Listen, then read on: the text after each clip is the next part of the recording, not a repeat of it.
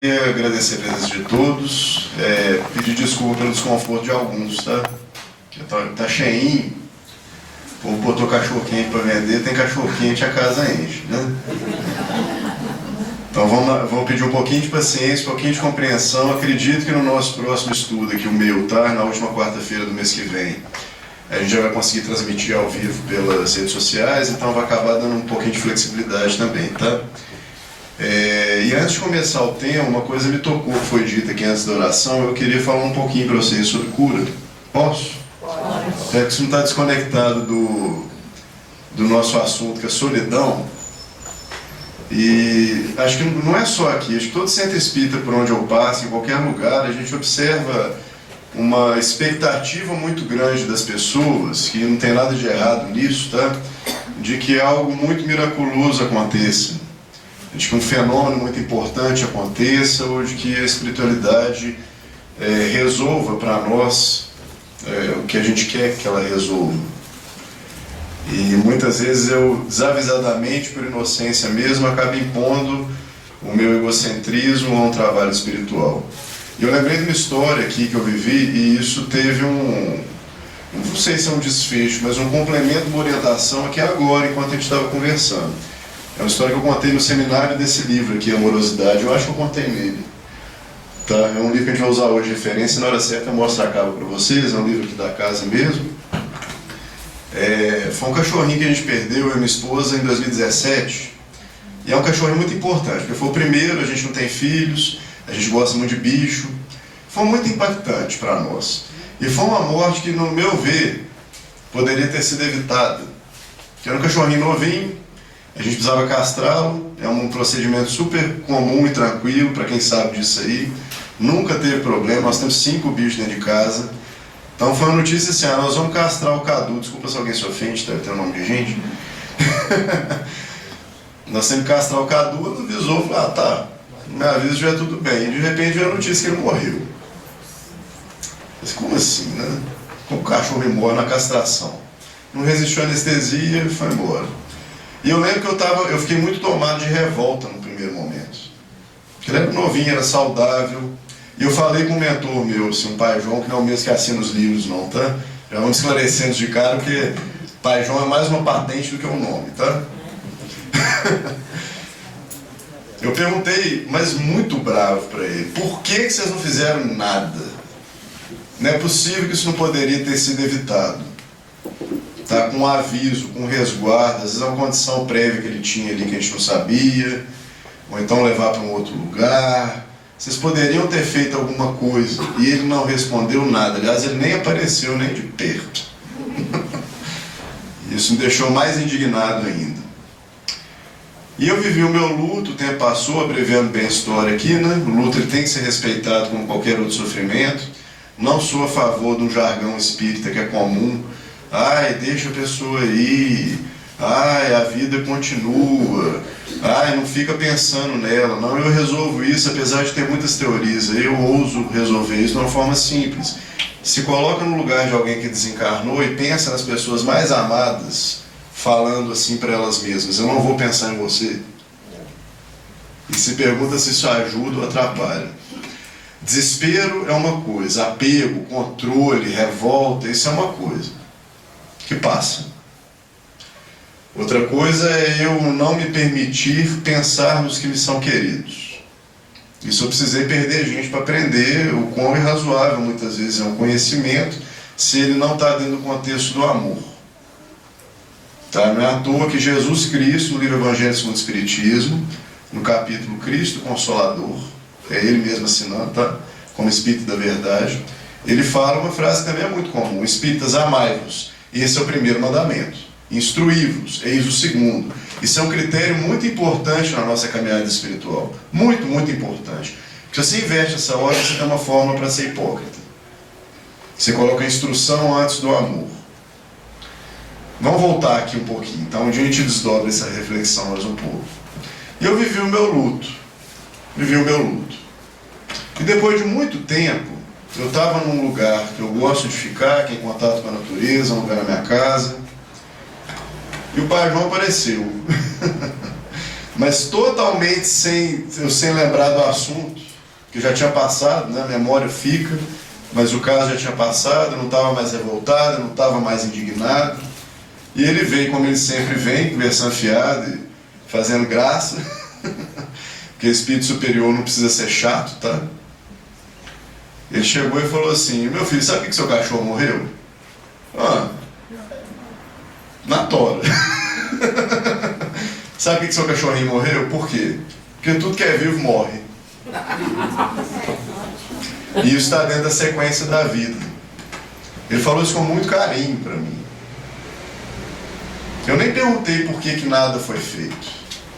Eu pergunto para vocês: o que vocês acham que é cura nisso que eu estava vivendo? Mudar a realidade? Até porque não tem jeito de ser feito. Aceitar.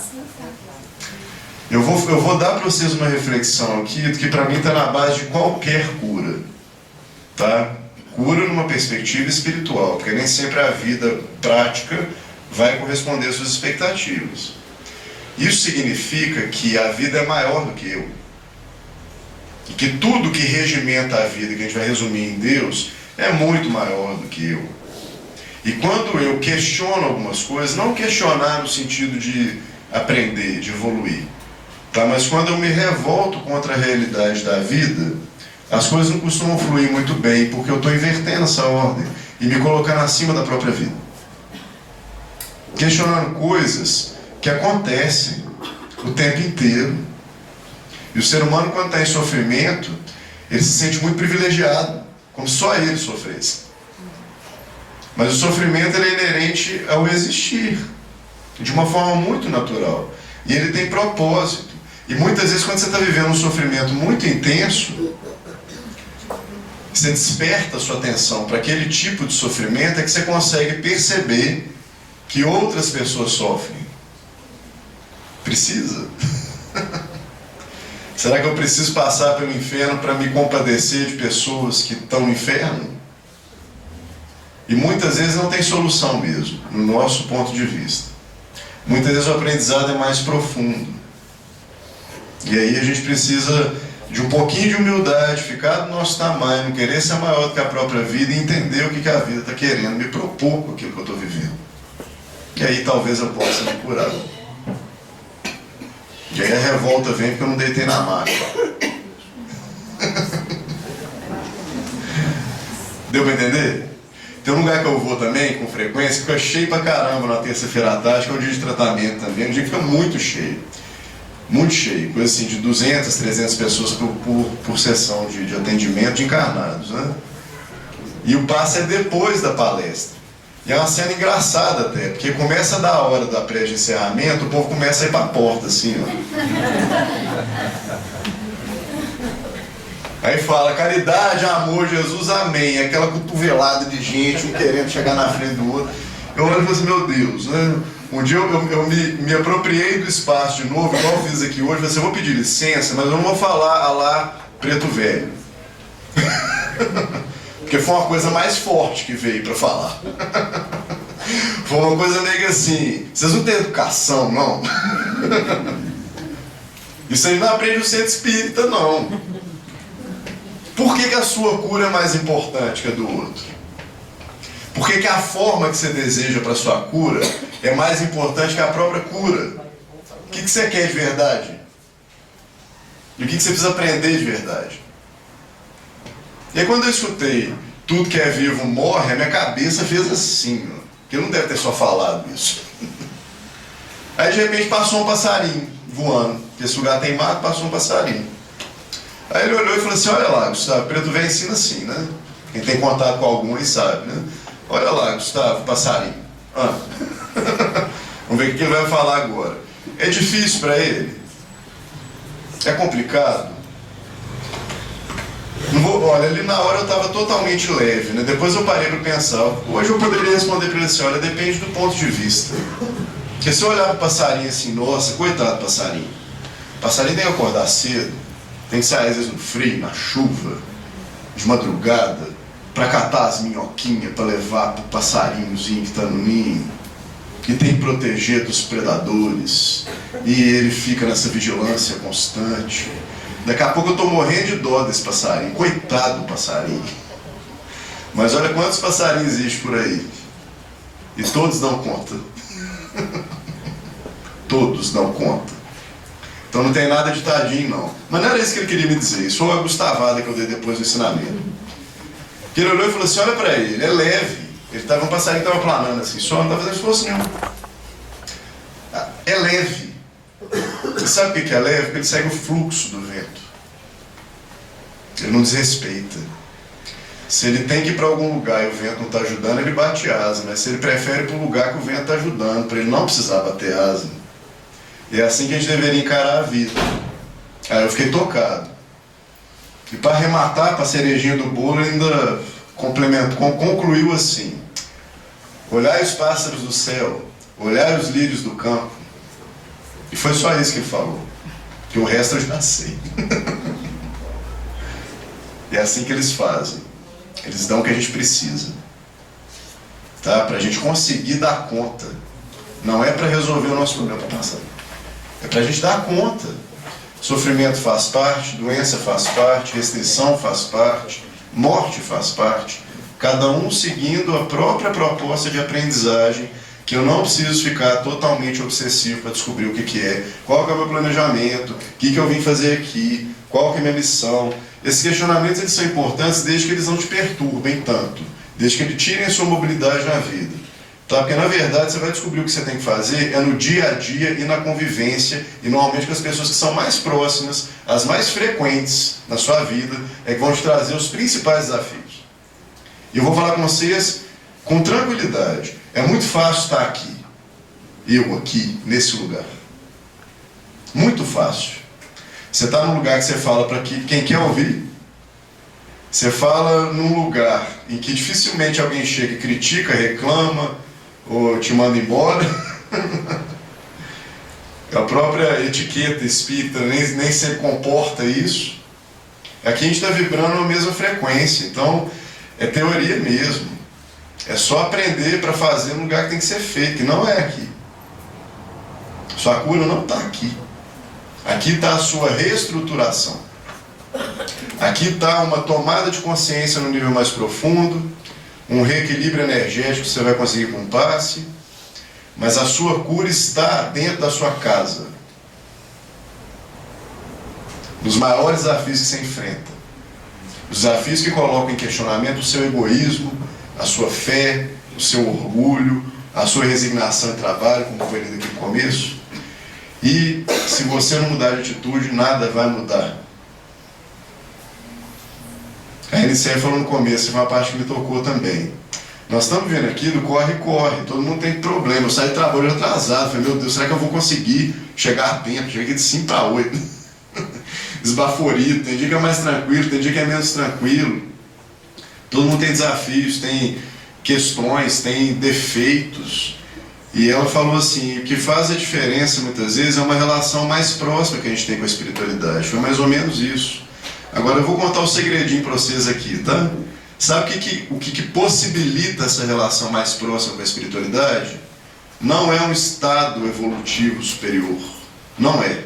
Porque não existe isso. Nós não somos diferentes nesse aspecto. O que possibilita esse contato mais próximo com a espiritualidade é dedicação, é persistência, é esforço, é dar conta de si mesmo, minimamente. E uma dose boa de cara de pau. Porque se a gente for pensar em merecer, ninguém merecia estar aqui trabalhando. E não é assim que a espiritualidade olha para nós, com esse rigor. Eles olham para nós com carinho e com profundo respeito. Isso é bom, né? Com profundo respeito ao que a gente está vivendo agora, a fase da evolução que a gente está vivendo agora. Do mesmo jeito que uma pessoa lúcida, sóbria, olha para uma criança e não exige dela mais do que pode ser exigido. E não é uma questão de responsabilidade, competência, de habilidade, é uma questão de maturidade.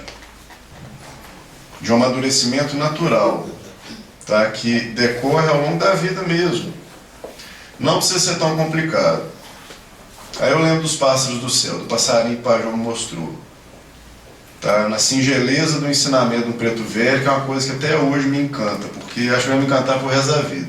Que é simples, às vezes até com português meio esquisito, Simples, simples, simples. E é simples porque Ele quer que seja. Porque se Ele pudesse ou quisesse aparecer de um jeito muito mais sofisticado, Ele faria. Mas quanto mais eu convivo, mais eu entendo que sofisticação demais é um negócio que complica. E lembrei do pássaro do céu. E o final dessa parábola fala o seguinte: se Deus olha com amor para os passarinhos, para o lírio do campo que nasce hoje para morrer amanhã queimado no forno, né? Se Deus coloca beleza em coisas transitórias, como uma flor, como uma borboleta, como a natureza, na efemeridade que ela tem, a gente pode observar, que dirá de nós? Não que a gente seja melhor do que o resto da criação, não é isso. Mas é porque nós estamos vivendo uma fase talvez a mais complicada da evolução. Nós não somos nem bicho nem anjo. Não estamos totalmente conectados, não estamos totalmente desconectados. Sabemos de coisas boas, às vezes fazemos, às vezes não. E sofremos os efeitos disso. Eu já confio em algum nível, mas não totalmente, a ponto de entregar a minha personalidade, meu personalismo, o meu egoísmo a isso. E por isso eu vivo contradições. Contradições muitas vezes dolorosas. E nós estamos vivendo assim, o ápice do ápice desse movimento aqui na Terra. Sem mistificar, sem viajar. O mundo não vai acabar. Não acredito, eu, Gustavo. Se aconteceu, eu me retrato, tá? Mas não acredito que vai acontecer um hecatombe. E nossa, né? O sol veio e queimou tudo, estamos em quinta dimensão. Não sei, essas coisas ele não domina. Acordou de manhã, tem coisa para fazer? Vai fazer, não fica preocupado com isso não. Se morrer todo mundo junto, nós vamos estar todo mundo junto. Mas isso me fere um pouco meu senso lógico. Para que estabelecer uma coisa toda que está construída e de repente destruir isso? Isso é só uma opinião particular, tá? Então, para a gente não ficar viajando com data limite, para além da conta, não mistificar as palavras do Chico. O Chico falou de um início, de um ciclo novo. Só isso. Tá? De um ciclo que duraria também aproximadamente 50, 60 anos, que a gente poderia, depois desse tempo, olhar para a humanidade e reconhecer as transformações. Mas o que está acontecendo agora é o início de uma proposta de trabalho que tende a ser mais favorecida para quem quiser trabalhar. É a dica, tá? Precisa ser crescido para trabalhar? Não, precisa trabalhar para crescer. O que eu preciso então? Disciplina, paciência, perseverança, dedicação, uma dose boa de cara de pau. Eu não sei como é que faz, não. Primeiro parece que eu fiz na vida, eu tinha 22 anos. Eu tinha um ano de centro espírita. É quando o cara que me levou a ler, um grande amigo, Gustavo, vou te levar a falar numa cidade. Eu falei, você é louco. Tô longe desse nível. Eu falei, não tá não. O que eu preciso fazer? Ele falou que você já faz, vai fazer culto lá na casa dele. Eu falei, ensina pra minha mãe, você vai ensinar para uns 15, 20 meninos. Mesma coisa. Lê, estuda, aprende, transmite. Tem capacidade de falar? Beleza. Qual que é a sua capacidade? De fazer o quê? Coloque em movimento. E não espera alguém te chamar, não. Porque ninguém vai chamar. Você acha que alguém vai chegar para você? Ou vem cá, será que você pode cortar salsicha pro cachorro quente da festa junina? Não, não vai acontecer. Mas você chegar e falar assim, eu quero fazer alguma coisa. Alguém vai arrumar um trem para você fazer. E eu acho melhor, eu nunca vim aqui, eu tô aqui praticamente desde o começo da casa. Eu conto nos dedos da mão, às vezes eu consegui tomar passe aqui. Eu nunca preocupei se eu estava na maca ou na cadeira. Ou se foi coletivo. Eu dava tempo. Chega que qualquer coisa tá bom, nós temos muita coisa para fazer. Nós estamos recebendo passe aqui agora. É só aquietar um pouquinho a alma, silenciar um pouco o egoísmo de querer receber do jeito que você gosta e aprender a receber o que você precisa, que você vai sentir. Estou mentindo? Ou só eu que estou sentindo essa aura aqui maravilhosa de leveza, de cura? Você acha que é Gustavo que faz isso? Ah! Gustavo tá doido para dar 9,5 porque tem galho Botafogo. Eu nem vou no campo. Deu para entender? Gustavo tá feliz, sorridente, porque ontem ele empatou e perdeu nos pênaltis lá, o secador funcionou.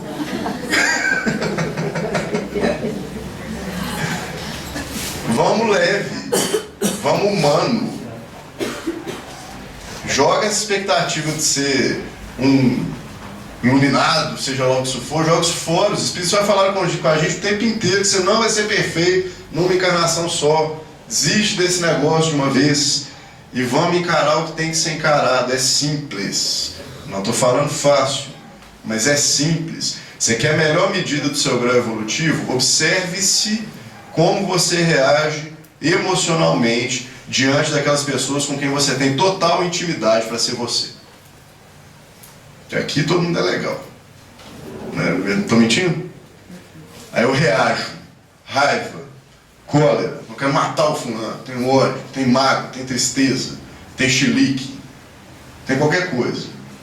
E aí você vai ter uma noção melhor de onde você está. Se isso vem acompanhado de uma personalidade orgulhosa, vaidosa, que se exige não errar nunca e ser perfeito, você vai chegar aonde? A proposta de Jesus para nós é sermos melhores. Isso é bem diferente. Ser melhor é diferente de ser o melhor. Sabe o que é ser melhor? É um cara que chega e fala assim: nossa, eu dava murro na cara da minha mulher quando eu chegava em casa, e agora eu só estou mal-humorado e rosnando. Esse cara evoluiu. Ah, mas está longe de ser o saudável. Segue ele com ele mesmo na nossa perspectiva aqui, porque tem uma lei, né? Talvez nem seja o melhor exemplo, mas acho que deu para entender, não deu?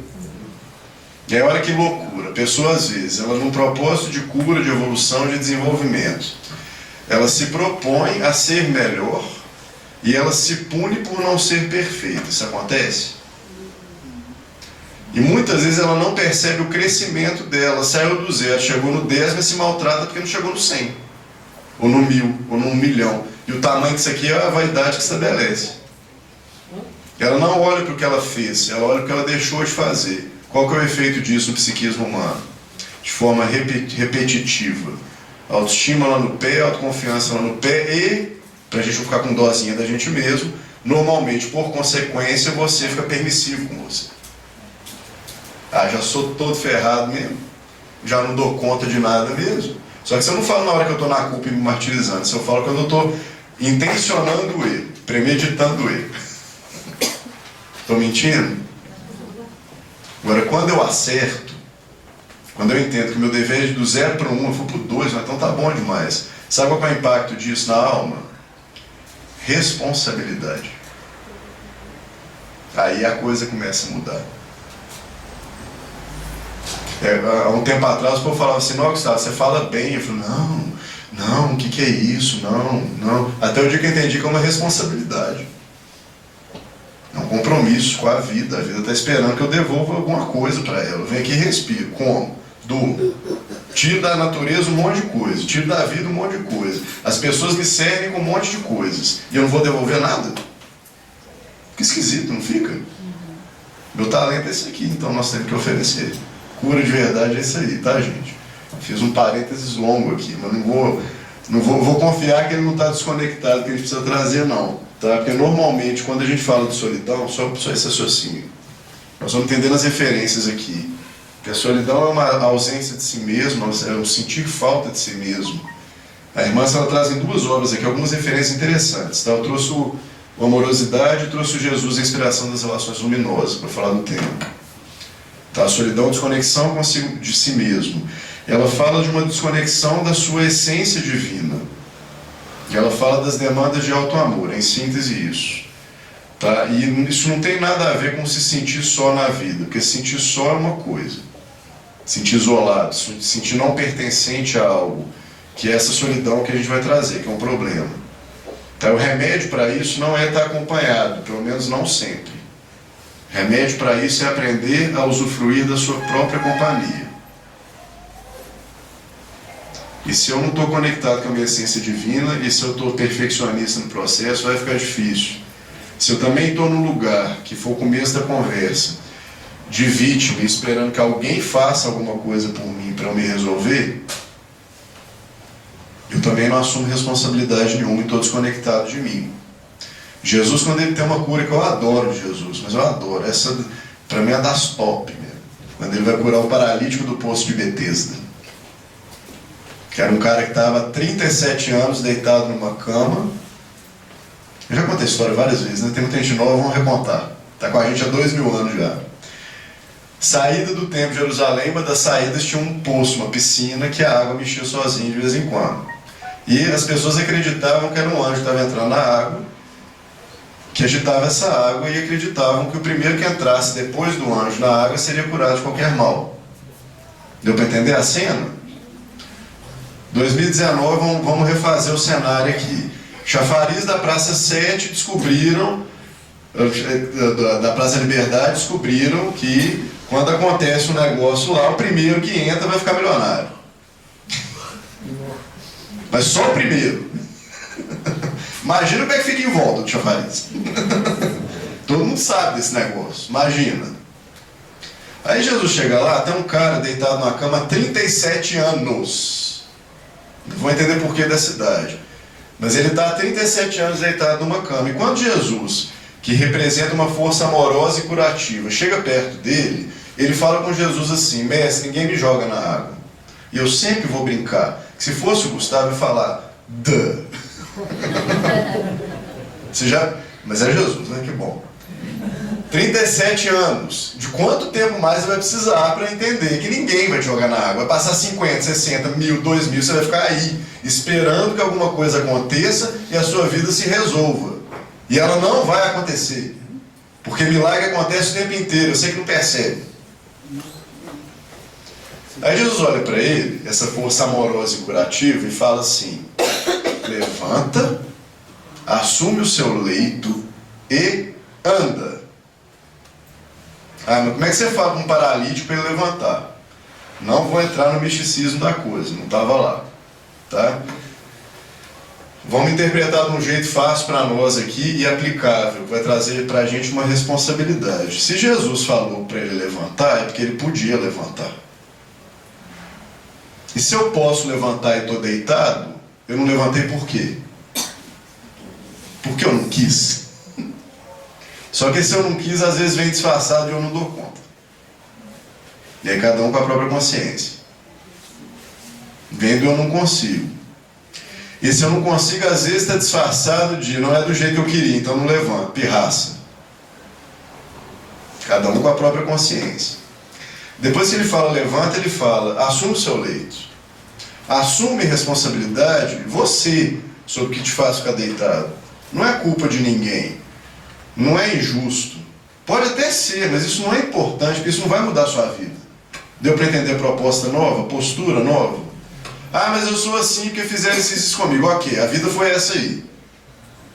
Tem máquina do tempo? Não. Então como é que você vai resolver esse problema? Ah, mas o outro deveria. O outro está lá, não está nem aí para você. Ele não está nem aí. O que fez errado com você lá atrás, você está esperando o mesmo que fez errado voltar e consertar? Era ruim lá atrás. Se a vida dele não mudou muito, muito mesmo, radicalmente, e você não tem nenhum controle sobre isso, não vai resolver seu problema. E mesmo assim, mesmo se voltar, pode ser que não resolva, porque o problema seu com ele é seu. E o que ele fez com você é um problema dele com ele mesmo. Essa que é a postura de responsabilidade espiritual perante a vida. Eu vou lidar com as coisas que acontecem comigo. Eu vou me posicionar. Assume o seu leito, assume a responsabilidade pelo que você está vivendo. Ninguém tem que jogar na água. E anda. E ele também fala para um paralítico para andar. Mesma lógica do levanta. Se é para andar, é porque dá conta de andar. Essa parte nós já trabalhando. Fala para onde? Não. Fala o quanto tem que andar? Não. Velocidade que tem que andar? Não. Só anda. Movimenta, porque no movimento você vai encontrar outras coisas. E aí um outro alerta. Muitas vezes esse movimento, principalmente nessa solidão, quando a pessoa começa a questionar a própria solidão, de alguns porquês, ela muitas vezes cria uma realidade na mente dela, uma fantasia, e ela só... como é que eu vou explicar isso aqui? Perdi a palavra. Ela só incrementa essa interpretação. Ela investe muito nessa história que ela está contando para ela mesma. E fica parecendo que ela está muito dinâmica internamente. Mas ela está parada na vida. Então ela fica aqui, ó, maquinando. É porque isso, é porque aquilo, porque não sei o quê. E tem um porquê do porquê. Porquê do porquê do porquê. E para espírita você volta em 30 vidas para trás para explicar o porquê que está acontecendo isso agora. E nem sabe o que está falando. Acha que sabe, eu senti, e daí que você sentiu? Passa pelo crivo da razão. Tem aplicação? Se não tem, pode até ser verdade, não faz diferença. E a vida está reclamando do movimento. Aí eu estou aqui, dentro do meu quarto, sofrendo, porque eu, sei lá, estou doente. Pensando, sem sair do lugar. Cada vez mais desgastado. No fundo, com uma expectativa. Vida, me joga na água para eu ser curado. Não vai acontecer. Aí eu levanto, vou para algum lugar, vejo outra coisa. Posso voltar até pior, mas voltei diferente. Isso é um avanço. E eu estou mostrando para mim e para a vida que eu realmente quero cura, que eu não estou passivo esperando as coisas acontecerem. Para mim, aqui, numa leitura que eu faço desse tempo que a gente está vivendo, tá? Nem sei o que outros autores têm a dizer a respeito, mas para mim o que a humanidade está carecendo mesmo, e que nós vamos falar para quem já tem algum envolvimento, algum despertamento de consciência, para assumir como uma responsabilidade. O que nós estamos precisando mesmo é sair dessa passividade, assumir responsabilidade pelo nosso processo evolutivo, pela nossa vida. Não dá mais para ficar igual o filhotinho do passarinho que eu falei aqui no começo. Para ficar no ninho de boca aberta esperando alguém jogar uma coisa lá dentro. Fica pesado para os que fazem. Como fica pesado para a mãe passarinha. Aí na hora que o filhotinho dela tá lá com peninha, tá prontinho, o que ela faz? Ó, chuta ele para fora. E se morrer e cair, não voar e morreu, bota outro ovo e começa de novo. Esse aí morreu. Problema dele. Não aprendeu a voar, cai. Sem drama. Deu para entender, gente? Isso me encanta na natureza. Não tem esse drama. A minha cachorrinha, que era amiguinha que morreu, lidou muito melhor do que eu com essa situação. Ela ficou amuada uns dias lá, ficou tristinha, ficou nos cantinhos dela, sente falta, né? Ela já é chatinha mesmo, já é mais velhinha. Daqui a pouco ela tá lá, correndo pra cá, daqui a pouco tem outro cachorro, ela brincou, daqui a pouco a vida segue. A vida segue. Natureza, tem uma música do Missata que fala isso, né? Pois a natureza é isso, sem medo, nem dó, nem drama. Tá? Não é desrespeito ao sofrimento de ninguém. É pra gente romper com isso mesmo. Romper com a inércia, romper com o vitimismo, romper com as desculpas. E se for para encarar uma solidão, se for o seu caso, vamos entender o que ela tem para te ensinar. Porque a solidão não é necessariamente um problema. A solidão, ela indica uma urgência de contato com você mesmo. E enquanto não for agradável esse contato, você vai sofrer com a solidão. Mas à medida que você vai aprendendo a se amar um pouquinho, não precisa mudar nada para isso, tá? É só mudar a sua postura perante si mesmo. Daqui a pouco você não está nem querendo gente do seu lado, começa a ter outro risco. Eu conto a história que sempre correndo de ofender alguém, porque a gente está em Belo Horizonte, né? Todo mundo se conhece. Uma vez que eu fui almoçar, na época eu tinha uma empresa ainda, e eu fui almoçar e eu aproveitava muito o horário de almoço para resolver algumas coisas, e tinha uma mesa assim, cheia de gente conhecida. Sabe quando você olha para mim e fala assim, não quer sentar ali, mas nem a pau? Sério? Tem uns corajosos que falam. Obrigado. Para não me deixar sozinho. Nem eram tantas pessoas, eu tinha tanta coisa para fazer, eram as pessoas também um pouquinho, mas eu tinha tanta coisa para fazer. Aí eu sentei, foi uma cena estranha, eu era o chefe, né, e complicava mais ainda as coisas, porque na hora que eu sentei, o monte levantou, porque eu tinha acabado de almoçar. Ai, Gustavo, desculpa, nós temos compromisso, vamos te deixar sozinho. Eu falei, não preocupa não. Eu não estou sozinho. Quando o médium fala que está sozinho, o povo já acha que está com o espírito do lado, nem é o caso. Mas eu não estou sozinho. Eu não quis falar a verdade para não ser desagradável, mas eu estava comigo mesmo e estava de ótimo tamanho. Eu não queria mais nada naquele momento. Não é toda carência que a gente resolve assim não, mas isso é uma boa referência. Tá? E as pessoas se desconectam delas mesmas muitas vezes por não estarem cumprindo o modelo que está idealizado, que se não for daquele jeito, se eu não for daquele jeito, se eu não melhorar aquilo ali, se eu não der conta daquilo outro ali, Eu não posso olhar para mim com respeito. Eu não posso olhar para mim com admiração. E ao contrário disso, é aprendendo a se olhar com respeito que você vai aprender a olhar os outros com respeito. É aprendendo a se olhar com amor e carinho e com responsabilidade que você vai fazer a sua vida ser melhor. E não o contrário. Por isso que tem muita gente que tem êxito superficialmente na vida e está muito doente. E muita gente tem uma vida simples e tranquila e a pessoa é livre. Livre. Tá? Isso não é regra não, tá? Tem gente que está bem de vida e financeiramente, fisicamente, é livre. Tem gente que está pobre e ferrado e revoltado. Então não é isso que determina, deu para entender? É como você está vivendo, como você está olhando para você. Isso aqui não é autoajuda barata não, tá, gente? Isso aqui é uma postura que muitas vezes é difícil. Porque você se amar como o papai do céu te ama não é fácil. Não é fácil para o ego humano. Deus te ama, você pode matar a gente, você pode fazer a bobagem que você quiser. Você só se compromete na vida, mas o olhar dele sobre você não muda. Não muda. Porque ele não te vê na transitoriedade, ele te vê na eternidade. Seja lá como for. Eu estou falando de coisa que eu só entendo, não sei o que é isso não. Mas é assim que ele nos ama. E aprender a olhar para você assim, com esse amor, faz uma diferença brutal na vida. Se olhar no espelho de manhã, igual a gente brinca, né? Não precisa chegar no bilu teté, igual eu falo aqui, né? Se olhar no espelho de manhã, eu vou... Nossa, que legal. Não precisa ser bonito, feio, qualquer coisa serve. É o olhar que é importante, tá? Mas é olhar para você mesmo e falar assim, eu vou fazer uma coisa legal com isso aqui que eu tenho, com esse dia que eu tenho, com esse recurso que eu tenho. Eu vou honrar a vida do jeito que ela está se apresentando a mim.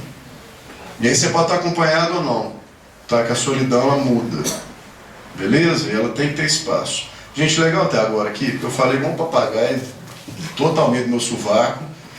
E... tá vendo bem? Então vamos. Ó, vou dar as referências aqui, tá? Capítulo 40 do livro de Jesus, a inspiração para as relações luminosas. A solidão só existe para quem se auto-abandona. Citação aqui da irmã. Se despediu da multidão, subiu ao monte para orar à parte. E chegada já à tarde, estava ali só. Eu gosto muito de Jesus quando a gente lê com atenção, não os escritos pura e simplesmente, mas quando a gente vê no comportamento dele, como ele mostra o tempo inteiro reais necessidades, e como ele mostra para a gente o tempo inteiro, acredito que por muito amor e misericórdia, a própria humanidade. Tá? Jesus ele se revolta, Jesus sente raiva, Jesus sente culpa, Jesus sente medo. Está tudo lá na Bíblia para quem quiser ler. Tá? É errado isso em hipótese alguma, porque em seguida ele mostra o que se faz com esses sentimentos. Não, Gustavo, que interessante. Gostou? Pega a Bíblia e vai ler. E vai aprender do seu jeito também, para trocar com a gente com o tempo. Pode ser? Não, li isso aqui, aprendi isso e isso. Não tinha pensado isso não. É aí que a gente cresce. Tá? Não tem uma interpretação engessada não, tá? Vamos lá para a irmã, essa aqui que é mais objetiva. No Espiritismo ele... sei lá, parece que Jesus falou assim, não, tá, já que eles estão agindo como criança, vamos mandar um trem para eles, para criança, né? Não precisa interpretar muita coisa. Só compreender. Vamos lá. Não culpe ninguém pela sua solidão, pois ela é assunto pessoal e não da responsabilidade dos outros. Olha como que ela começa forte esse texto, tá? A sua solidão não é responsabilidade de ninguém. Ah, mas tal relacionamento, tal pessoa, por que você está lá então? Ou por que você está fazendo desse jeito então? Ou o que você tem que fazer de diferente para essa relação ser mais planificadora? Ou para tentar descobrir que realmente não tem jeito de desistir disso e viver a sua vida? Agora, é muito cômodo eu responsabilizar alguém pela minha satisfação. Eu estou num casamento e não sou correspondido. Qual a decisão que você vai tomar? O que você pode fazer? O que você está faltando? Eu não estou falando isso para ser um peso, uma crueldade, não, gente. É porque é o único âmbito que realmente dá para a gente se movimentar. Tá? Ficar na dinâmica de esperar do outro, exigir do outro, pode ser até justo, mas a tendência é que não saia do lugar. A não ser que seja uma postura contundente, a sua fala só reflita essa postura. E pode ter efeito. Tá? Agora, você cobrar do outro que você não quer fazer o seu, não costuma funcionar muito bem, não. Estou errado? Qualquer tipo de relacionamento, tá? Solidão seria diferente. Solidão não é responsabilidade de ninguém. Perceba que ela não usa a palavra culpa. Ela usa responsabilidade, são coisas diferentes. Eu sou perfeitamente capaz de assumir responsabilidade por algo que não seja culpa minha. Sim? A humanidade, principalmente no Ocidente, estruturou, por exemplo, um racismo que é uma coisa totalmente inaceitável. Pelo menos para mim. Inaceitável. O ser humano não se divide em raças, para início de conversa. Nós criamos isso culturalmente. Fui eu que criei? Não. Como reencarnacionista, posso até achar que fiz parte, em algum nível. Pode ter acontecido? Pode. Não sei disso, não é melhor especular. Agora, por que eu não fui culpado disso? Significa que eu, Gustavo, como homem branco, hétero, não tenho responsabilidade sobre isso? Claro que tenho. O que me dá essa responsabilidade? A consciência. Experimenta não fazer o que sua consciência está mandando, pra você ver. Quem aqui já tentou? Que dia antes estava hoje ou ontem? Não tem como. Há 15 minutos atrás. O que acontece quando você não honra as orientações que a consciência está trazendo? Por mais que tenha um gozo, uma satisfação inicial ali. Dor, de algum jeito, dor, sofrimento, que seja uma dor moral do arrependimento, uma culpa, que seja uma dor do efeito do que você fez. Dor. Para que serve dor? Para te saturar e te fazer cumprir o que a consciência está mandando fazer. Dá para queimar essa etapa em algumas situações. Por responsabilidade pessoal, tá? Por esforço, por empenho. Que costuma ser uma dor muito menor do que os efeitos do descumprimento da consciência. Beleza? Sua dor, sua solidão não são a responsabilidade dos outros. É um capítulo triste da doença do autoabandono. Solidão não é a falta de alguém ao seu lado. Solidão é a falta que você sente de si mesmo. Ela vai estender isso aqui, tá? Mas resumindo, e a partir daí você projeta no outro uma expectativa. Tá? Como se ele fosse você. E isso a gente vê de forma muito comum na contemporaneidade. Eu vou usar aqui a referência do relacionamento de casal, que isso costuma acontecer mais. Tá? Mas eu encontro alguém na crença de que um relacionamento de casal ele significa felicidade, que na cultura é isso, né? Que em Belo Horizonte então nem se fala para mulherada principalmente, né? Experimenta não casar não, tá mudando, né? Experimenta falar não quero casar pra você ver o que acontece. Quantas vovó, titi, né, e afins vão te encher o raio do saco, né? Mas eu vou nessa crença que estar num relacionamento de casal é ser feliz. E descubro rápido que não é. E sabe por quê? Na base, eu nem sei o que é isso, eu nem sei o que eu estou esperando, só que eu deposito no outro não só uma expectativa, mas uma exigência de que ele me atenda em algo que eu nem sei o que é. Ele tem que descobrir isso ainda. E o outro está do mesmo jeito comigo. O que vai dar? Gustavo, você está falando, já que você está falando dessa questão aí, principalmente das mulheres, né? Quando eu falo, tipo, a solidão em si mesmo, real, quando a mulher ela é só, vamos dizer, ela é solteira. E aí? Nós vamos chegar na solidão. Sobre a questão da sociedade, quando ela resolve falar, não, eu não quero casar, e aí? A pressão da sociedade e a dor que ela enfrenta, a relação com essa desconexão, assim. Olha, essa dor da cobrança, não só da sociedade como um todo, mas de qualquer terceiro, ela é um efeito da desconexão com você mesmo. Porque se alguém chega pra mim e, sei lá, me ofende de alguma forma, tá? Vamos colocar aqui uma coisa simples, que vai responder a questão. A pessoa me ofende de alguma forma. Das duas, uma, se a pessoa está certa na ofensa ou está errada na ofensa. Sim? Quem que sabe se ela está certa ou errada? É ela? Sou eu. Se ela está certa, eu vou discordar? Mas será que eu estou certo? Se ela está errada, vamos ficar no simples por enquanto. Se ela está errada, para que eu vou discordar? Se ela me ofendeu, ela deve ter alguma razão para isso. Normalmente quem ofende não está muito disposto a mudar de ponto de vista. Ok? Aí a sociedade vem, se é que isso é uma entidade, né? Porque a sociedade é um somatório de indivíduos. Sociedade vem e me impõe alguma coisa no meu comportamento, na minha decisão sobre a vida. Mesma lógica. Ou essa coisa é boa para mim ou ela é ruim para mim. E quem que determina isso? Eu escolho. Ok?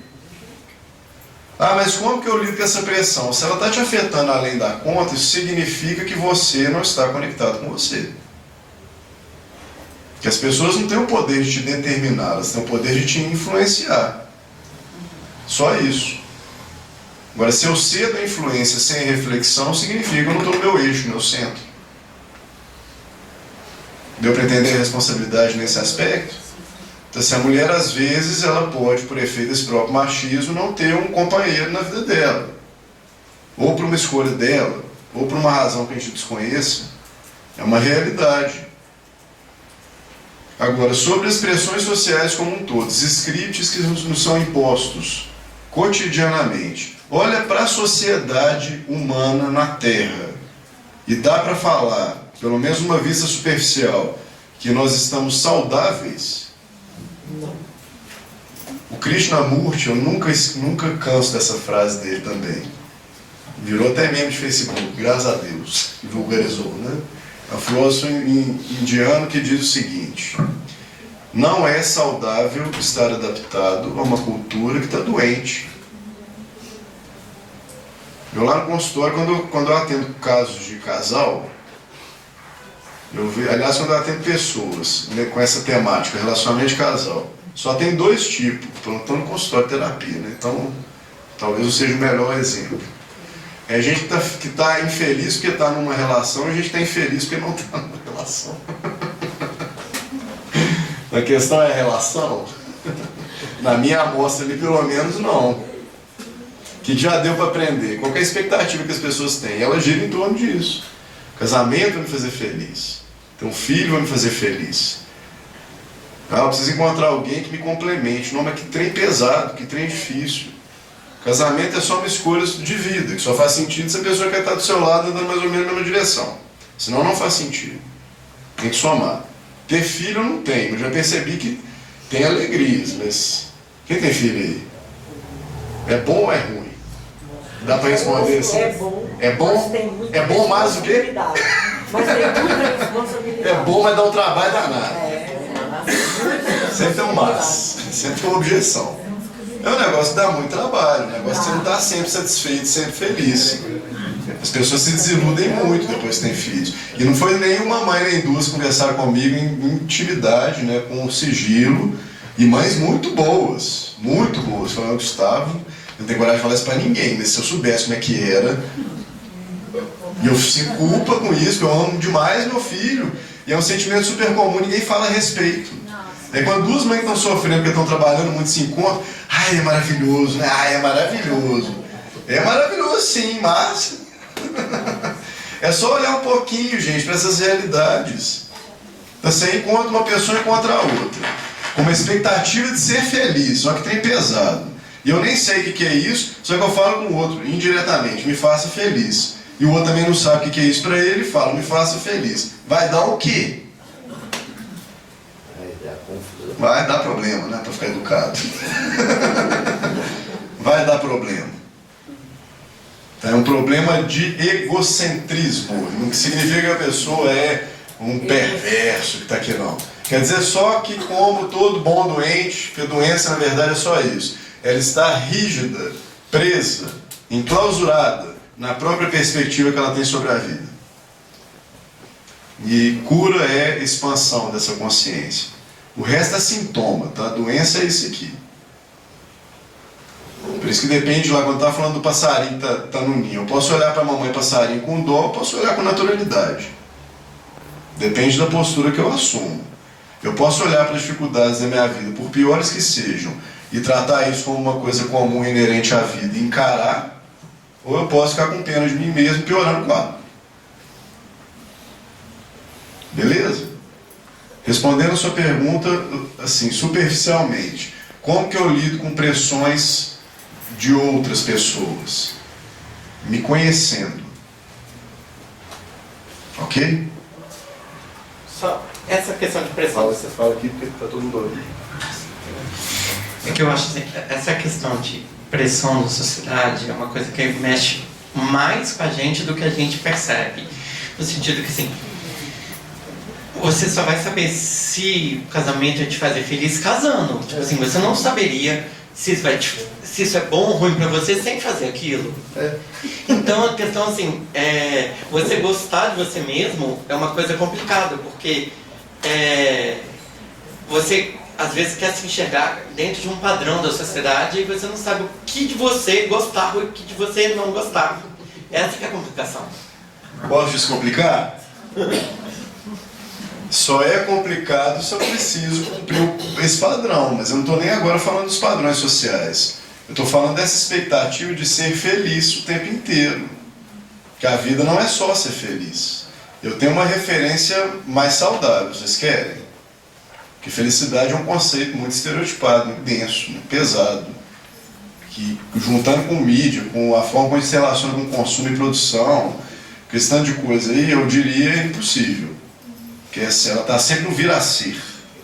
Felicidade para nós aqui, na cultura, ela está sempre em algo que não está aqui. Tá? É por isso que as pessoas adoecem e compram qualquer coisa.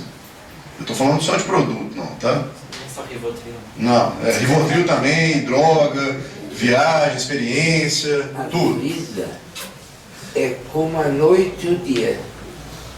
Não haveria noite, não há noite se não há dia. Não há dia se não há É um noite. fluxo, né? Então a vida, para mim, a dois, é uma companhia onde ambos se complementam. Isso, deveria ser assim.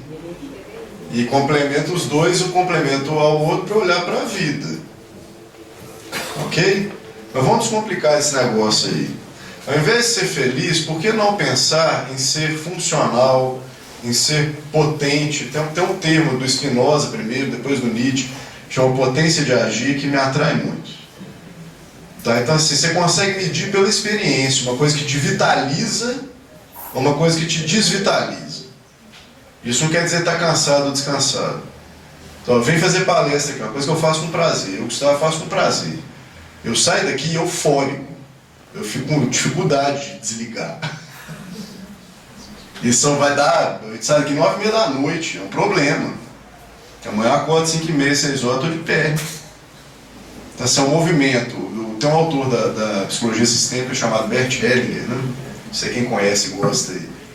Ele fala do movimento da direção do mais e do movimento da direção do menos, que basicamente é um movimento da direção da vida ou da morte. Para mim, muito mais atrativo do que pensar em ser feliz. Porque a vida tem mais coisa do que ser feliz. E todas elas são importantes. Porque uma pessoa que não fica triste, por exemplo, com o que ela sai perdendo na vida? Já pararam para pensar nisso? Para que a tristeza serve? A tristeza e a solidão estão sempre ali juntinhas, né? Para quem não sabe ser só. Para que a tristeza serve? Para valorizar a alegria. Pode ser para valorizar a alegria, pode ser para questionar os valores, é isso aí mesmo. A tristeza acontece, é uma emoção básica que acontece quando a vida não foi do jeito que eu queria. Ela tem ramificações, derivações, frustração, decepção, mágoa, tantas outras coisas. Então o que ela me sugere? Ela é uma emoção que me joga para dentro, para olhar para mim, né? O triste ele pode até fazer muita coisa, mas ele olha para dentro. Então a gente já tem uma lição inicial da tristeza que normalmente eu não tenho na alegria. A alegria é expansiva. A tristeza, ela contrai. Nós vamos dos dois. E ela me faz olhar para mim, tá, a vida não foi do jeito que eu queria. O que eu tenho que fazer com isso? Desistir, criar uma estratégia nova. O que eu vou ter que mudar? Aceitar. Deu para entender? Agora, aprender o que eu preciso abandonar ou aceitar, ou investir, é difícil. Eu consigo fazer isso na alegria? De jeito nenhum. Porque quando eu estou na alegria, eu só quero manter aquele trem ali, por isso que vai embora rápido. É um estado. Já imaginaram a vida sem medo, sem angústia, sem preocupação, sem ansiedade? Não existe. Então vamos entender o ser feliz de uma forma mais madura. Isso no Livro dos Espíritos tem uma referência muito legal. Tá? O que é ser feliz? O que é a felicidade possível para nós aqui no plano físico, nosso nível? No campo material, aposto necessário. Pô, já derrubou 90% da nossa cultura. Posto necessário, não é pouco, necessário. Você quer realizar alguma coisa, você precisa de recurso, ter o recurso necessário para realizar aquilo que você quer é bom. Com tranquilidade, melhor ainda.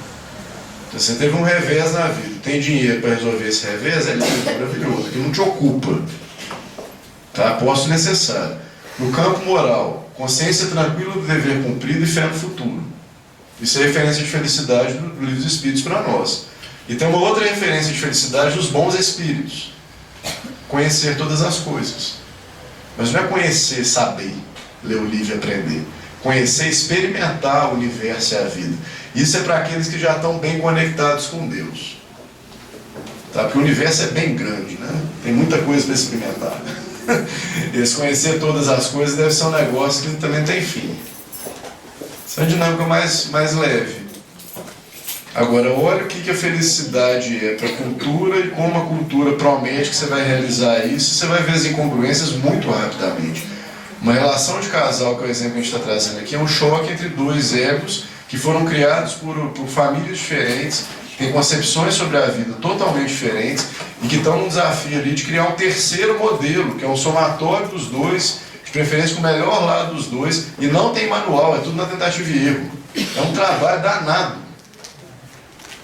Então, o jeito de ficar feliz com isso é gostar de trabalhar.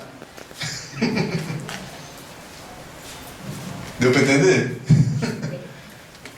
Tem satisfações, tem bem-aventuranças, tem momentos de alegria. Mas esse negócio é pesado.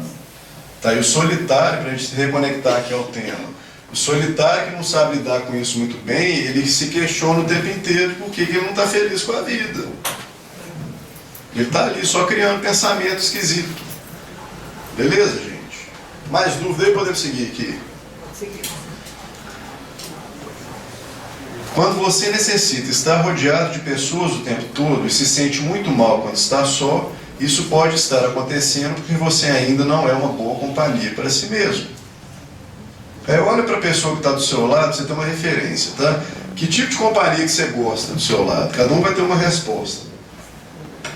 Eu gosto de gente leve, eu gosto de gente que gosta de conversar, eu gosto de gente que gosta de fazer não sei o quê, gosta de ir para tal lugar. Sim ou não? As referências já estão aí, né? O que você faz que faz com que você goste da sua própria companhia? O que você faz que faz com que você não goste da sua própria companhia? E nós vamos no exercício e na repetição e na tentativa e erro, aprendendo. E muitas vezes não é convencional. Eu gosto de fazer musculação, tem gente que não gosta. Mas não é sempre que eu gosto também não, às vezes eu vou sem gostar. Aí chego lá e começo a gostar no meio do caminho. E às vezes eu gosto nada, é por obrigação pura e simples. Isso não é estático. Preciso tentar, medir.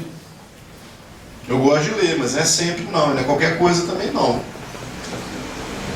Tem coisas que a gente lê porque deve. Tem muitas dessas coisas que eu falo com vocês que eu tirei de livros que eu odiei ler.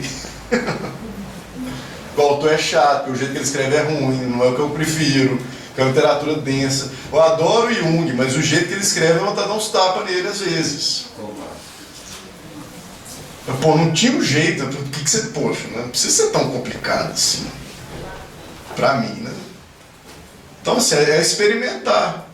E a gente é processo, a gente não é uma coisa que está estática. A gente é processo. Eu preciso experimentar a vida para ver o que funciona para mim e o que não funciona.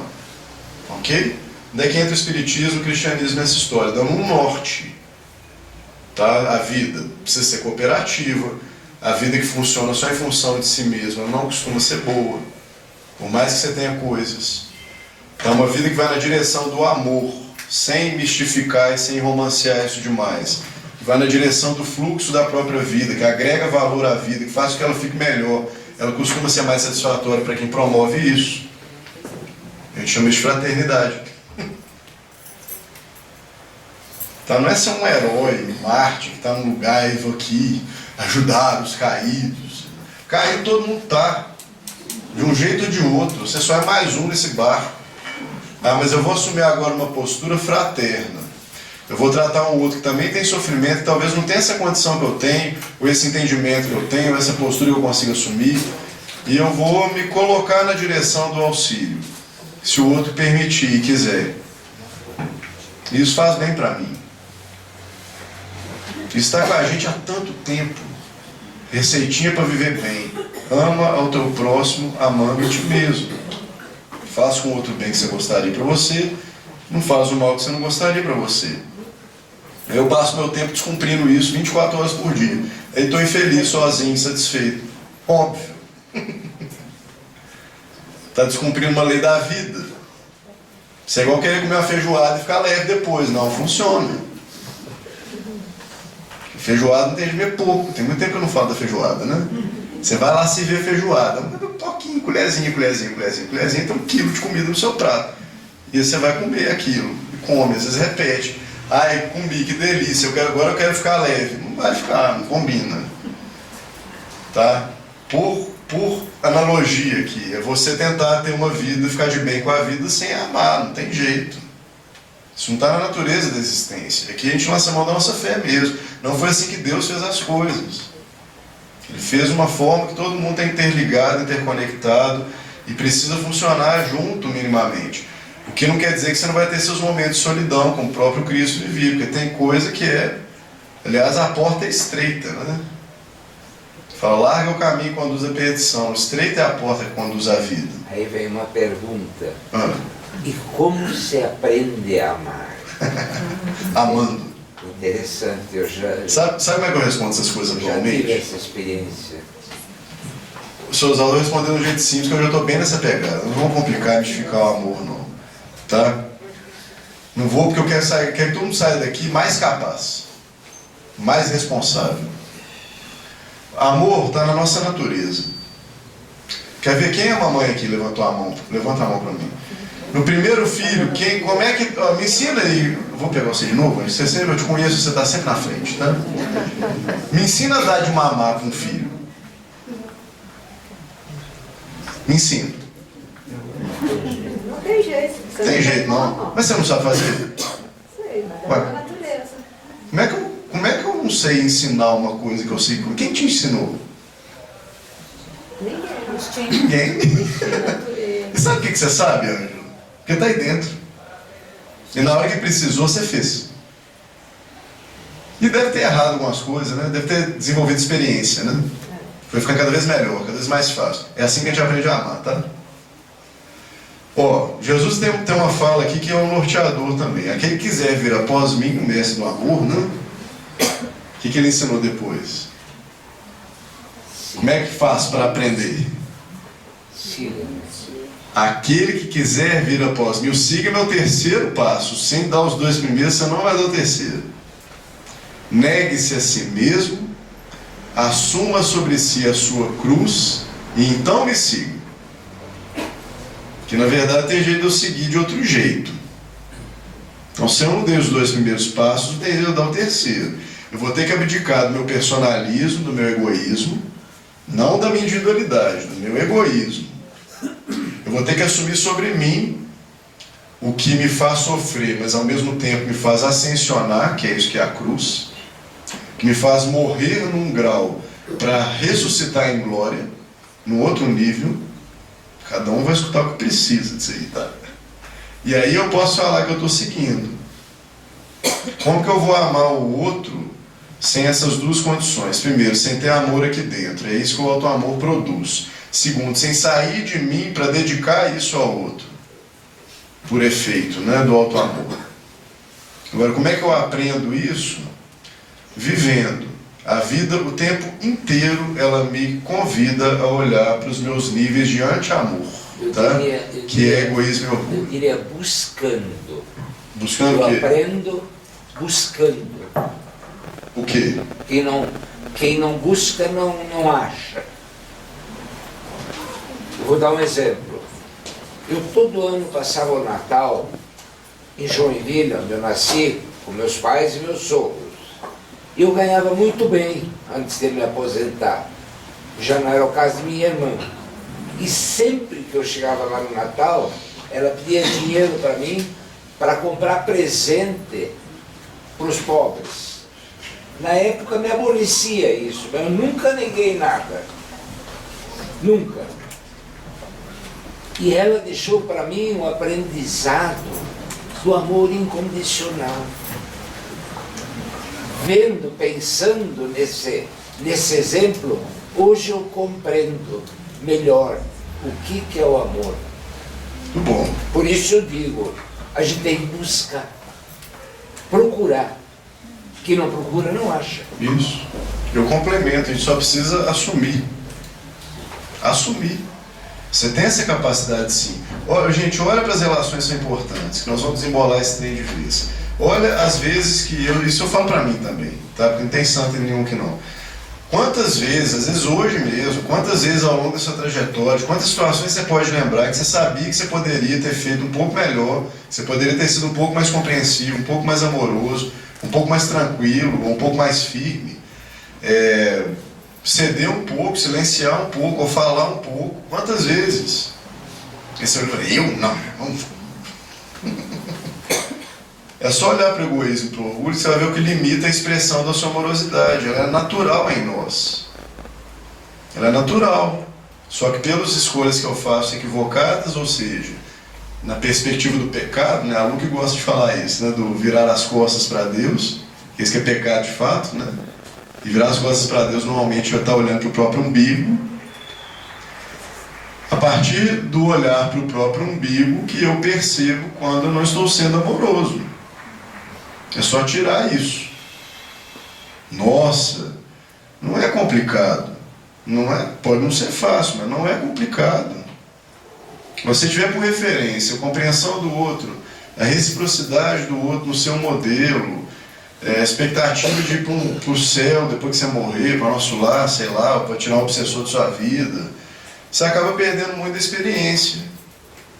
Perde muito mesmo. Eu vou fazer porque esse é um compromisso que eu assumi comigo mesmo, é a minha cruz, não tem nada a ver com o outro. Se o outro vai agradecer, vai reclamar, vai embora, vai me dar um presente, isso não faz tanta diferença assim, dentro dessa ótica do autoaprimoramento. Tá? Porque aí quando a gente pensa na relação, se ela não tem um mínimo de equilíbrio, ela vai acabar. Eu só dou, outro não dá nada, vai acabar. Pode continuar existindo, mas vai acabar. Né? E você fica sozinho e acompanhado, né? Quando você se ama e gosta de estar com você, a referência que a irmã dá simples, tá? Quando você se ama e gosta de estar com você, as atividades rotineiras se tornam extremamente preenchedoras. Cozinhar, ver um bom filme, ler um livro, realizar uma atividade física, pois quaisquer tarefas ficam prazerosas e gratificantes quando se está de bem internamente. Tá? Sem carregar a pressão de ser constante, tá? Porque nós vamos oscilar mesmo. Agora é só você observar quando você está acompanhado que você vai ter uma boa referência. Se a companhia é muito boa, o contexto ele não fica menos importante? Se você está com a companhia certa e não é uma pessoa muito desequilibrada, se você está comendo lagosta, está comendo um pão com salame, faz tanta diferença? Não é a companhia que é importante? Bom, e se essa companhia for constante na sua vida, hein? Vai ser bom demais? Qual que é a única companhia constante possível na sua vida? A sua. Deu para entender? Pode ser que você precise passar por etapas para ficar de bem com você, que é a etapa da disciplina, tá? Eu já brinquei com vocês aqui, como é que eu ensinei a galerinha da evangelização infantil a rir, os meninos do morro? Que é uma turminha de carrancudo, petitinho mesmo, tá? Tudo carrancudo, não ria, né? E eu sou o cara que aprendeu a sorrir na vida, então eu posso ensinar. Diferente da Leite, que a gente já nasce sabendo. Cheguei para os meninos, dá um sorriso. Falei, vou ensinar vocês a sorrir. E deu certo com todos. Mostra os dentes. Agora cola a bochecha na orelha. Aí um olhava para a cara do outro e pensava na gargalhada. E ria de verdade. Mas o exercício de mostrar os dentes e colar na orelha, ele pode te ajudar. Começa assim mesmo, tá? A parte de cima da cara falando, eu tô pé da vida, a parte de baixo falando, eu tô tentando. É assim que começa. Aí você vai fazer as atividades rotineiras. Como é que pode passar roupa e achar legal? Passar roupa não é legal. Pelo menos pra mim. Não é legal. Mas você pode apreciar a sua própria companhia e fazer uma coisa não legal e ficar um pouco mais leve. Quem sabe você não bota a musiquinha ali? Ou pega a palestra no YouTube, vou elevar a minha passagem de roupa aqui em casa. Né? Vou elevar, lavar a louça na pia. Pode até usar esse discurso, não é problema não. Tá, mas vem do exercício, vem da prática, vem da disciplina no primeiro momento, como diz André Luiz, é a disciplina que antecede a espontaneidade. Né? Fazendo forçado no começo, um pouco menos forçado em sequência, que um dia eu vou fazer espontaneamente. Mas as pessoas se obrigam a serem espontâneas imediatamente. Se eu não fizer uma oração com o coração leve e puro, ela não valeu de nada. Claro que valeu, valeu o esforço. Você não é leve, você não é puro. Você queria fazer oração como? Aí fica esperando, eu vou ficar puro aqui para você fazer prece. Não vai fazer nunca. Começa de qualquer jeito, vai melhorando. Exato. Aí um dia você olha e fala, nossa, eu tô leve, acabou, né? Na hora que você olha, passou. Nó, sentiu uma coisa tão diferente e voltou pro eu, passou, faz parte, tá? Um dia nós vamos entender melhor essas coisas. Procure o exercício do auto-amor. Ela traz as entrelinhas que a gente está dizendo, que é um exercício, um treinamento. Invista em estar sozinho ocasionalmente. Combine com quem você ama fazer uma viagem ou passar um final de semana sozinho, para dar-se esse tempo para o encontro com você. Tenha também um compromisso diário e interminável com a pessoa mais importante da sua vida, você. Seja seu melhor amigo, tenha seu espaço, cuide-se. Ninguém tem nada disso não, tá, gente? O que você está fazendo? Respeite sua consciência, só isso. Tá? Tem coisa que o povo olhar e falar, não, esse cara é doido, né? Uma vez eu passei um Réveillon sozinho, até com a da minha esposa. Ontem, não tem muito tempo. Meu ano foi tão difícil, em 2017, acabou o ano com meu pai fazendo cirurgia pesada, até pedi reza para todo mundo. Eu olhei para aquele ano e falei assim, não, eu quero começar um ano novo diferente. Minha esposa foi passear com a família dela, eu fiquei sozinho na beira da fogueira, rezando. Não tá bem sozinho, né? Vocês me entendem? Mas você olha, pô, esse cara é doido, tá todo mundo tomando champanhe, comendo. E eu estava na beira da fogueira, o que minha alma estava precisando naquele momento. Eu respeitei, só não é sempre que eu dou conta não, mas dessa vez eu dei. Foi bom. Nó, que doideira. Para os olhos de alguns pode ser. Tá? Para você, o que é? E não é porque o Gustavo fez que tem que fazer, não. Aliás, modelo e guia nós já temos um e só precisamos de um, tá? Por favor. Seja seu melhor amigo, tenha seu espaço e cuide-se. Ser uma boa companhia para você mesmo é apenas um dos infinitos caminhos do auto-amor. Estar sozinho é muito diferente de estar solitário. Tem até um nome diferente de solidão e solitude. Tá? Só para a gente se entender, o menino falou esses dias, achei interessante. Tá? Que a solidão é esse olhar, esse lado ruim, desagradável, às vezes até patológico. A solitude é o saudável, tá? Jesus foi sozinho na subida ao Calvário, mas não solitário. Estava em um momento individual, consciencial, onde as opiniões e influências alheias tinham pouco alcance. Verônica, com uma toalha, secou-lhe o suor do rosto, e Simão Cirineu carregou a cruz por alguns metros. No mais, foram ataques e agressões. Quem cresce espiritual e emocionalmente sofre a pressão da ignorância proveniente do sombrio dos outros, é muito cobrado. Isso faz parte do aprendizado e do amadurecimento. Isso aqui é uma referência também que a gente pode dar, tá? Quanto mais você se perceber centrado a partir da influência de alguém, mais isso não é desconsiderando o outro, tá? Não é indiferente. É centrado. Quanto mais você se perceber centrado diante das suas próprias percepções do que é defeito e o que não é, mais no caminho certo você está. Quando você começar a conseguir rir dos defeitos que você tem, você está com uma referência boa. Rir com responsabilidade. Tá? Você tem uma referência boa. Quando você se leva a sério demais, não costuma dar muito certo. Vai ver também o que eu vou fazer depois disso aqui. Vai lá, não vou admitir. Mas você acha muito importante. Isso não costuma dar muito certo, não. Aprenda a rir um pouquinho e rir dos problemas.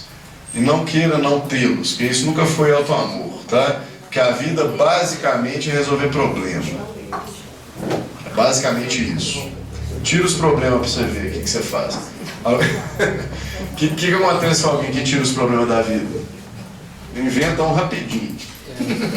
Mas uma vez um amigo meu me falou isso. Ele falou assim, eu prefiro ter problemas do que criá-los. Aí eu pensei nisso depois.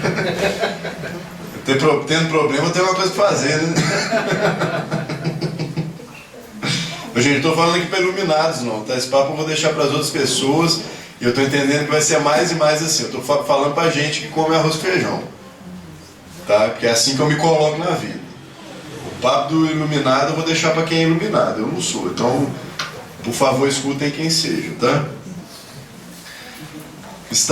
A longa caminhada de melhoria é marcada pela presença da solidão. É a porta estreita que eu comecei a dizer. Tá, larga o caminho que conduz à perdição. Estreita é a porta que conduz à vida.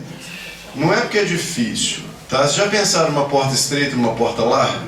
Qual que é a diferença? Porta larga dá para passar mais de um ao mesmo tempo. Porta estreita passa um de cada vez. Ok?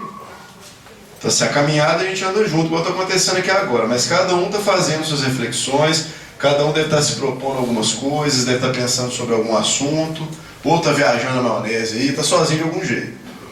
Está sozinho e está acompanhado. A caminhada é coletiva, mas o meu caminho é o que tem que trilhar. Deu para entender essa diferença?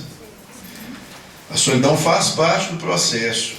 Os principais eventos da existência física, eles acontecem solitariamente, por mais que eu esteja acompanhado, que é o nascimento e a morte. Eu nasço sozinho, apesar de estar saindo de alguém, e eu morro sozinho, apesar de poder estar cercado por pessoas. São experiências muito individuais e muito importantes, tá? Tá aí um exemplo para nós. Você entra e sai da vida sozinho, quer dizer que a solidão ela faz parte, né? Naturalmente, quem assume o compromisso de aprimoramento da alma sentirá a necessidade de ter etapas de isolamento temporário nos relacionamentos, de estar consigo e se entender. Tá? Uma imagem que a gente traz com frequência de Jesus no deserto, que é uma imagem muito instrutiva, que não dá tempo de falar, porque é uma palestra que com 1h30 eu tenho dificuldade de falar. Tá? Jesus, quando ele é batizado, depois que ele assume o lugar dele de Messias, primeira coisa que ele faz, antes de falar qualquer coisa, de ajudar qualquer pessoa, ele vai para o deserto. A primeira coisa que ele faz, vai para o deserto. Jejua por 40 dias e 40 noites. O Haroldo fala aqui, Haroldo Dutra, que o 40 no Evangelho é ciclo temporal. Tá? Início, meio e fim. Então, por 40 dias e 40 noites, ele se abstém dos alimentos comuns. E ora, entra em conexão com o Criador. Isso é possível. Não, literalmente nós não vamos interpretar isso não. Nós vamos entender como ciclo temporal. Tá? Ele passa por um ciclo de abstenção do que é comum. É isso o isolamento dele. Isso é o que dá para a gente perceber objetivamente. E em oração. Isso me impressiona, porque depois de 40 dias longe do comum e em prece, quem que aparece para ele? Você tem medo não? Quem que aparece para ele depois que ele fica 40 dias longe do comum e rezando? O diabo. É o diabo. Não é Satanás, não é que isso faz diferença. Porque Satanás, Shaitana, é uma entidade judaica, supremacia no mal. Diabolos, do grego, significa opositor. É bem diferente. E demônio, daimon, do grego, é espírito. Tá? Não é, por isso que fala maus daimons, né? Ou bons daimons. Bons demônios ou maus demônios. Bons espíritos ou maus espíritos. Diabolos é opositor, é adversário. Olha que interessante.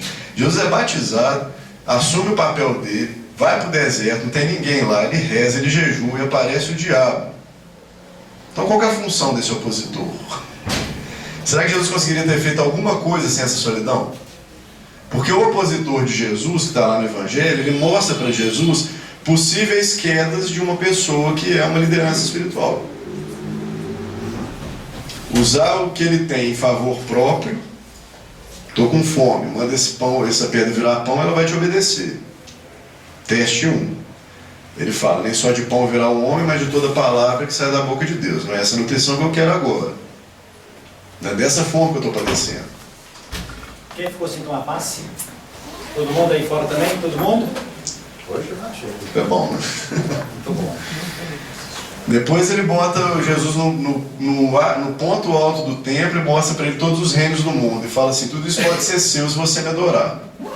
Se trair a vocação por interesse particular, mais uma vez, na perspectiva do poder. Jesus recusa, né? E fala, a gente só tem um Deus, só a Ele eu devo adorar. Cita uma escritura. Aí o diabo vai na terceira tentativa e cita outra escritura. Fala, então se joga daqui, porque está escrito que os anjos do céu vão descer e nem o pezinho você vai bater lá embaixo, está tranquilo. Aí Jesus fala outra escritura, tá? Porque uma lei maior tem que sobrepor uma lei menor. Isso é regra. Não colocarás teu Deus à prova. O que ele está ensinando aqui? Você não fica maior do que sua fé porque você é uma liderança. Você não fica maior do que Deus por causa da sua liderança. Você não tem domínio sobre essas coisas. 3 provas importantes. Se as lideranças espirituais observassem essas provas de Jesus no deserto, talvez as coisas não fossem tão complicadas assim. Tá? Mas você aprende a assumir responsabilidade pessoal. E depois que ele passa pelo teste dele na solidão, é que ele vai ajudar os outros. E em vários momentos, alguns mais marcantes do Evangelho, ele se retira isoladamente para orar, para ter conexão com o Criador e aquele mesmo. Não quero apóstolo, não quero gente, não quero nada, quero ficar eu comigo, com Deus e pronto, ponto final. Preciso disso, senão eu não consigo trabalhar. Isso é o que? Jesus eu não posso dizer, não sei. Está entendendo como a solidão pode ser importante? Gente, eu tenho muita coisa para falar sobre isso. É o segundo estudo do mês sobre esse assunto.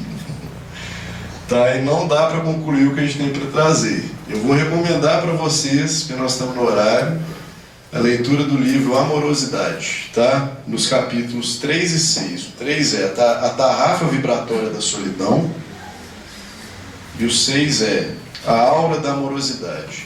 O 6 é para a gente ter uma referência mais concreta do que é essa tal de amorosidade, tá? O que ela irradia na vida. Mas é mais ou menos o que a gente trouxe aqui para vocês hoje. Tá bom? São 9h30, eu tenho uma musiquinha. Não, vai. Pode falar. Alguém precisa sair agora? Se alguém precisar levantar e ir embora, pode ir sem constrangimento, pode ser? É uma musiquinha que fala da solidão. Quem já estudou musiquinha com o Gustavo aqui sabe como é que eu peço para ouvir, né? Ouve com a alma. É uma música que fala de solidão, sem muito heroísmo, sem muita coisa que tem na letra também, tá? É só um alentozinho pro coração, é uma música que eu gosto. Já devo ter passado aqui. Vamos fechar os olhos então, como nós estamos no horário, vamos fazer de prece de novo? Pode ser? Então vamos aproveitar esse momento para a gente se elevar um pouquinho, fecha os olhos, escuta a música com calma. Atlético Botafogo só começa às 9h30, acaba daqui 90 minutos, pode durar até mais, então é só lá que nós vamos saber o resultado, não tem problema. Ô Gustavo, só repete aí o capítulo 3, o título é? Tarrafa vibratória da solidão. Oi? Acho que sim. Vamos lá, fechar os olhos?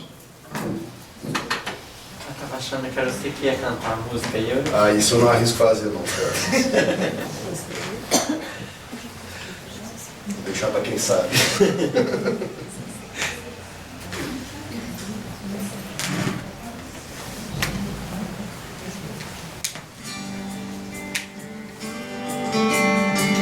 Conhece, escuta de novo.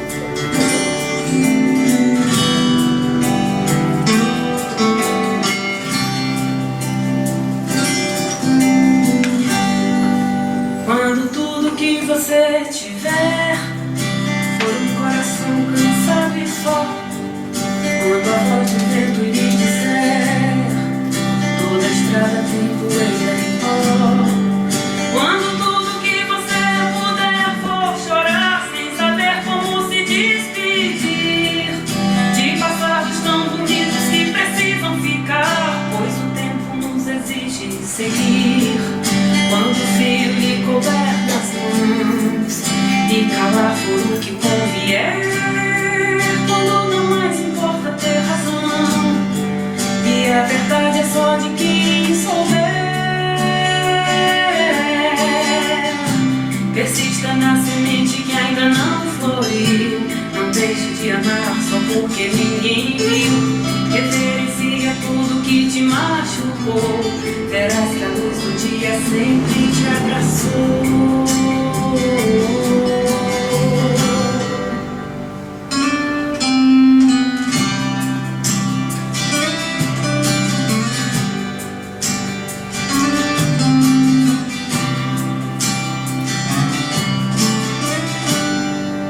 Quando tudo que você tiver for um coração cansado e só, quando a voz de vento lhe disser toda a estrada tem poeira e pó, quando tudo que você puder for chorar sem saber como se despedir de passados tão bonitos que precisam ficar, pois o tempo nos exige seguir.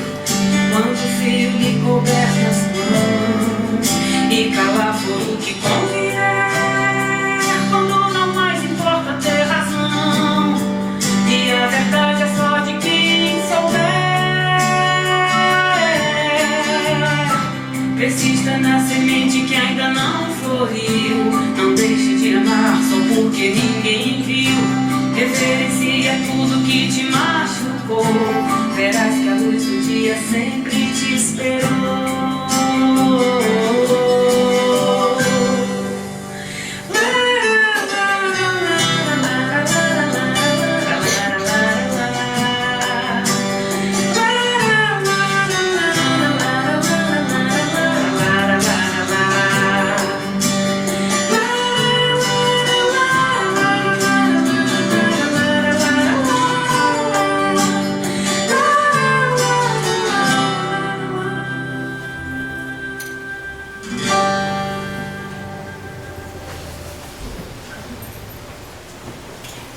Isso aí, boa noite para todo mundo. Até a próxima. Obrigado.